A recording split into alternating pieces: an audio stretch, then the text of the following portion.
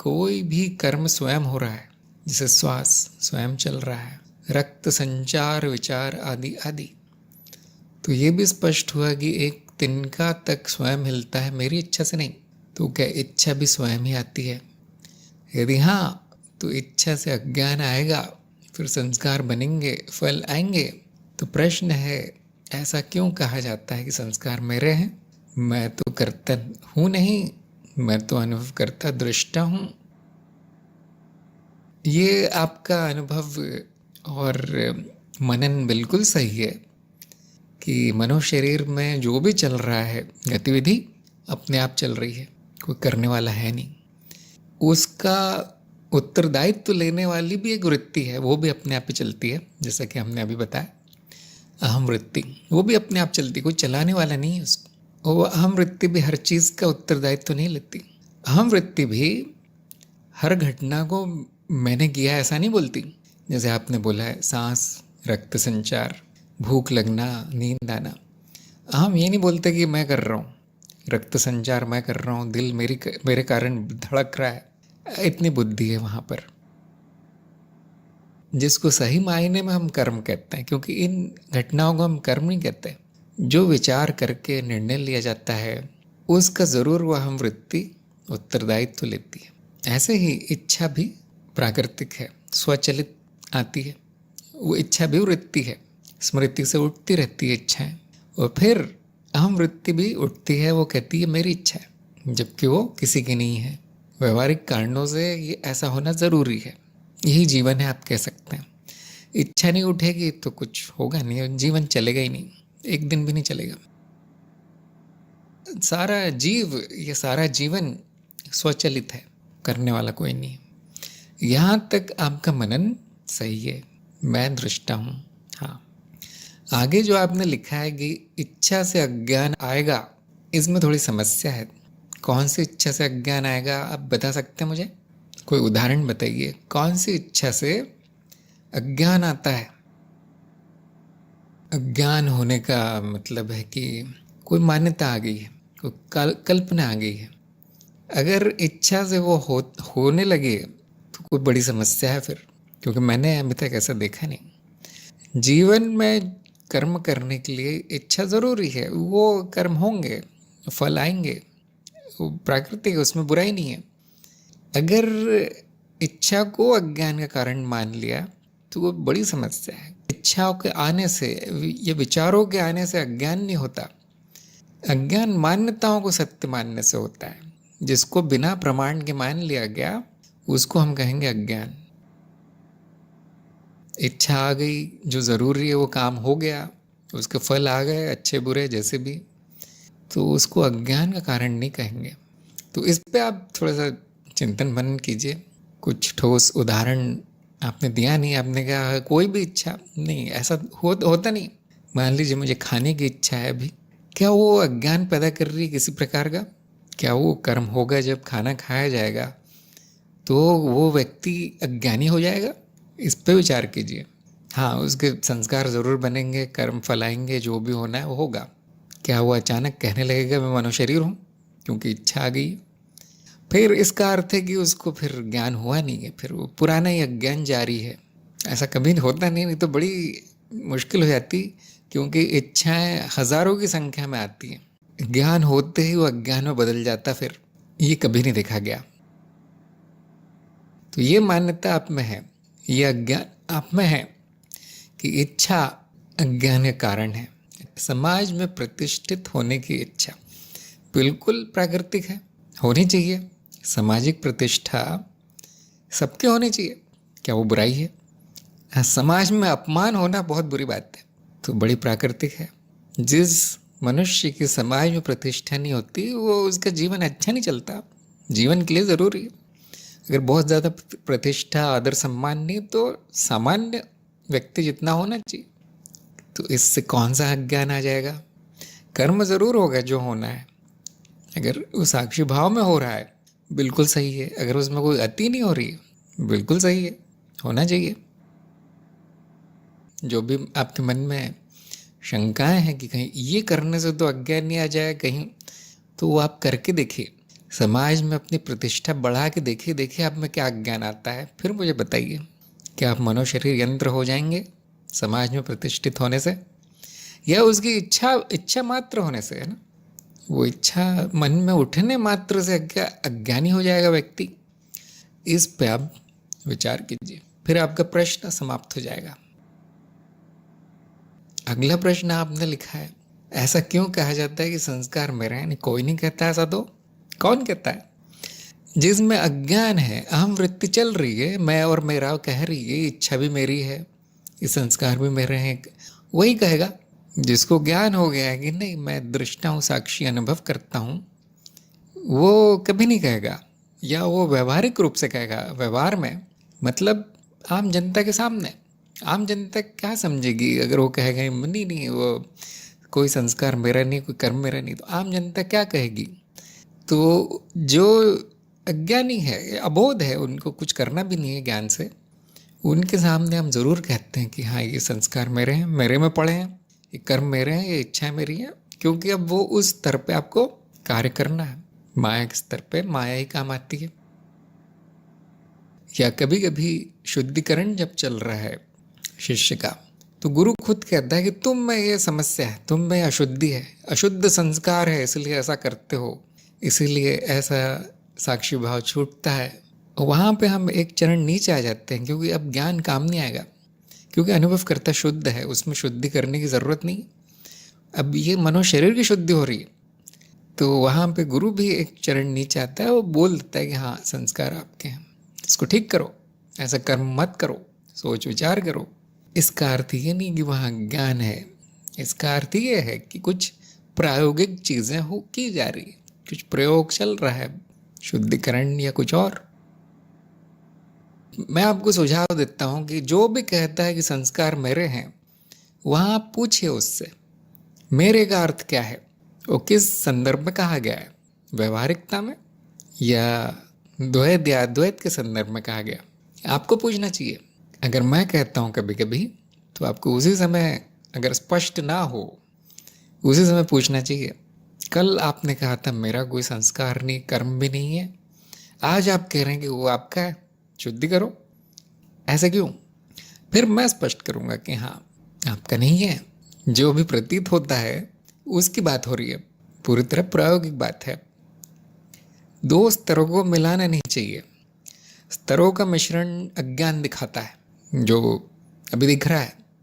आपने स्तरों का मिश्रण किया है और कुछ कल्पनाएं भी की हैं, जैसे इच्छा उठेगी तो मैं अज्ञानी हो जाऊंगी। ये सब क्या दिखाता है? अभी मनन पूर्ण नहीं हुआ आपका। सत्य का स्तर, माया का स्तर अलग अलग है। अज्ञान कहाँ से आता है वो जानने का प्रयास कीजिए। क्या आपको किसी ने बताया कि इच्छा से अज्ञान आता है, तो वो निकाल दीजिए मन से। जिसने भी बताया वो गलत है। क्या आपने कल्पना कर ली है ऐसी, या आपका अनुभव है, वो पूरी तरह से गलत है। सच में देखिए क्या होता है, अज्ञान आता कहाँ से? मान्यताएं बनती कैसे हैं?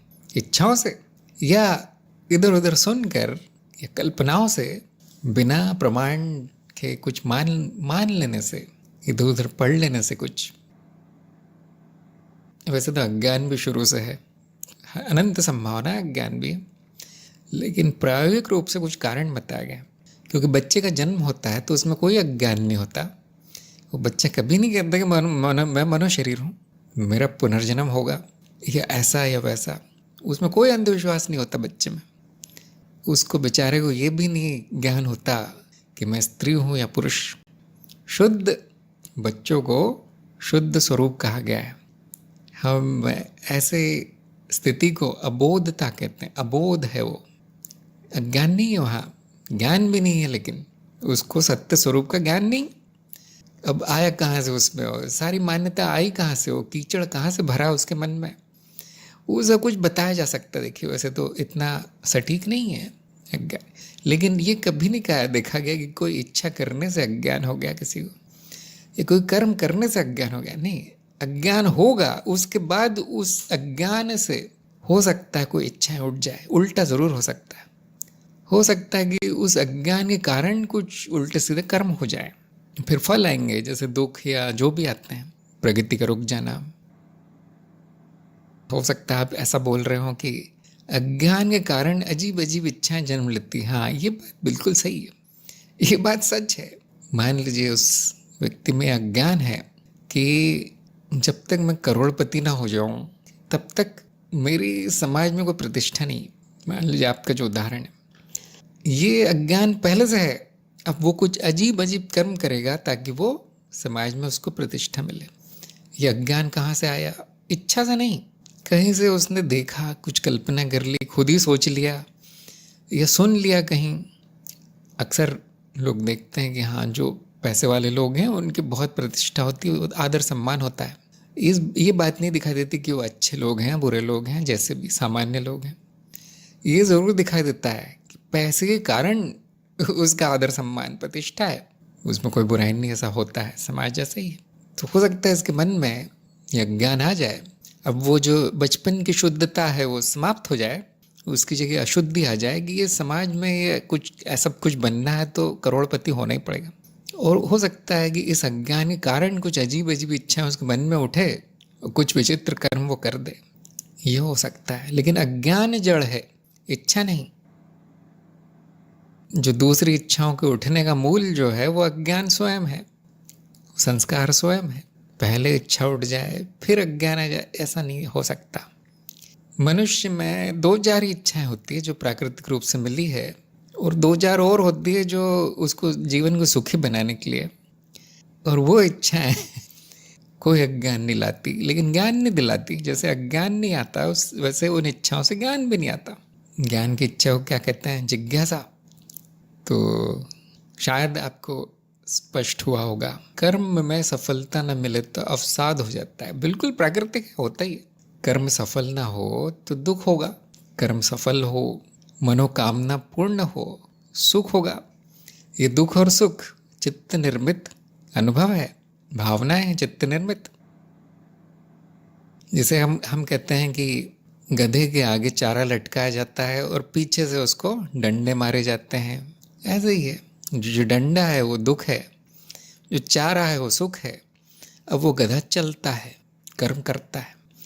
अगर किसी भी कर्म में सफलता ना मिले और सुख ना मिले तो वो कुछ नहीं करेगा, और अगर हर कर्म में दुख ही दुख मिले तो भी वो कुछ नहीं करेगा। इसलिए दोनों ज़रूरी है।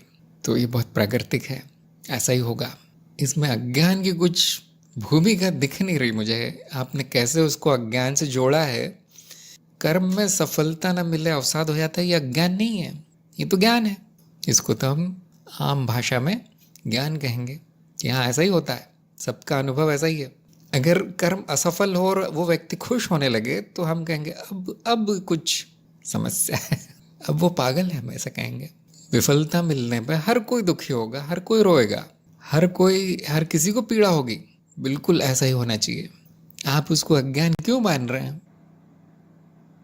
जिसको ज्ञान है वो इसका साक्षी रहेगा कि हाँ, कर्म में सफलता मिली, अब अवसाद या दुख हो रहा है, हाँ बिल्कुल मेरी आंखों के सामने हो रहा है, मैं उसका साक्षी हूँ। ये जिसको ज्ञान है उसकी दृष्टि ऐसी हो जाएगी, होगा सब कुछ उसका वहाँ पर जो भी होता है। वो कहेगा मनो शरीर में ऐसा हो रहा है, ये चारा और डंडा चल रहा है। जो अज्ञानी है वो क्या बोलेगा कि मैंने कर्म किया, अब उसका फल नहीं आया, सफलता नहीं मिली, इसलिए मैं दुखी हूँ। वो पहले से ही अज्ञानी है, इसलिए ऐसा सोच रहा है। तो आप देखिए, कहीं आप तो नहीं सोच रहे ऐसा? जब भी आपके कर्म असफल होते हैं तो कहीं आप उसमें अहम भाव तो नहीं ले आते कि ये मेरा कर्म है, असफल हो गया, अब मैं दुखी हूँ? कहीं ऐसा तो नहीं हो रहा? फर्क है वो बहुत बारीक है। सब कुछ हो रहा है, जिसमें ज्ञान है उसमें भी दुख हो रहा है, कर्म हो रहा है, असफल असफल सब हो रहा है, लेकिन वहाँ पे मेरा नहीं माना जा रहा उसको, बस इतना है। वो पूरा प्रयास करेगा उसको सही करने का, उस कर्म को सफल बनाने का वो प्रयास करेगा, फिर भी वहाँ ये भाव नहीं रहेगा कि मैंने किया। जबकि अज्ञानी में अहम भाव बहुत रहेगा, अहम वृत्ति ही शक्तिशाली रहेगी, साक्षी भाव गायब रहेगा। देखिए, बाकी का छोड़ दीजिए, आप में देखिए क्या हो रहा है, स्वयं में देखिए। इस प्रकार के सिद्धांत बना लेना, परिकल्पनाएं कर लेना कि इच्छाओं से ये होगा, अज्ञान आएगा, ये चीज़ नहीं होनी चाहिए, विफलता में दुख नहीं होना चाहिए, ये क्या है? ये अज्ञान दिखाता है। कहीं आप में तो ये अज्ञान नहीं है? 2-3 बार सुन लीजिए मैंने जो कहा है, और अगर कुछ शेष अज्ञान बचा है तो उसको निकाल दीजिए। बहुत बारीक सा फर्क है साक्षी भाव में होने वाले कर्म में और अहम भाव में होने वाले कर्म में। बाहर से कोई नहीं बता पाएगा कैसे हो रहा है वो, बाहर से कोई उस अवस्था के बारे में बोल नहीं सकता। सबको अपना अपना स्वयं देखना है। हाँ, अगर किसी के सामने आप ऐसे बताएंगे अपने अंदर की अवस्था, तो ज़रूर बताया जा सकता है वो अज्ञान में हो रहा है या ज्ञान में। जैसे आपने अपना बताया, स्पष्ट है कि वो अज्ञान है, वहाँ पे गुरु बता सकता है। बाहर से कोई कर्म बदल जाएगा ऐसा नहीं होगा। ये जो मनोशरीर यंत्र का गधा है वो ठीक वैसे ही चलेगा जैसे पहले चलता था। वहाँ पे भाव रहेगा कि ये मैं नहीं हूँ, ये गधा मैं नहीं हूँ, ना ये चारा मेरा है ना ये डंडा मेरा है। वो कोई नहीं जान पाएगा, बाहर से नहीं जान पाएंगे। आपको ये अपना स्वयं आत्म अवलोकन, आत्म मूल्यांकन स्वयं करना है। कभी कभी अहम भाव में कर्म हो जाएगा, ये मानकर कि हाँ ये मेरा है, ये दुख भी मुझे ही हुआ है, ये इच्छा भी मेरी है, इस इच्छा के कारण अज्ञान आ गया, ये सब विचार आ जाएंगे कभी कभी। तो जब साक्षी भाव आ जाए तो आप उस पर प्रकाश डालिए कि मैंने ऐसे क्या सोचा था। उस समय हंसी आएगी शायद, दुख नहीं होना चाहिए, ये प्राकृतिक है। साक्षी भाव जाना भी प्राकृतिक है, आना भी प्राकृतिक है। तो जब आ जाए तो आप अपनी दृष्टि डालिए उस पर, प्रकाशित कीजिए उसको जो हुआ है अज्ञान में, अंधकार में, कि हाँ आज ऐसा हुआ। ऐसे धीरे धीरे अहम वृत्ति के में होने वाले कर्म कम हो जाएंगे, साक्षी भाव में होने वाले कर्म बढ़ते जाएंगे। न कर्म बंद होंगे, न उससे मिलने वाला फल अच्छा बुरा जैसा भी कभी बंद नहीं होगा, है ना। उसका नाम साक्षी कर्म नहीं है, साक्षी भाव है। आपकी साधना का नाम, साधना कर्म बदलने वाली नहीं है, भाव मात्र है वो। भाव का मतलब है होना, भाव। आप साक्षी होते हो, जो कि आप पहले से हो, आप बन नहीं सकते साक्षी।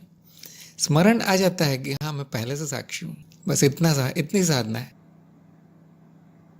न इच्छाओं को नाश करने की साधना है, न कर्मों को अंत करने की साधना है, न कुछ बदलने की साधना है इस मनुष्य शरीर को। ऐसा कुछ भी नहीं। क्या आपको साधना समझ में आ गई? नहीं, दोबारा देखिए चरण 4 में जो बताया गया है, दोबारा देखिए, सब बड़ा स्पष्ट बताया गया है विस्तार में। और यदि साधना नहीं समझ में आई तो उसको रोक दीजिए, पहले समझने का प्रयास कीजिए स्मरण क्या होता है।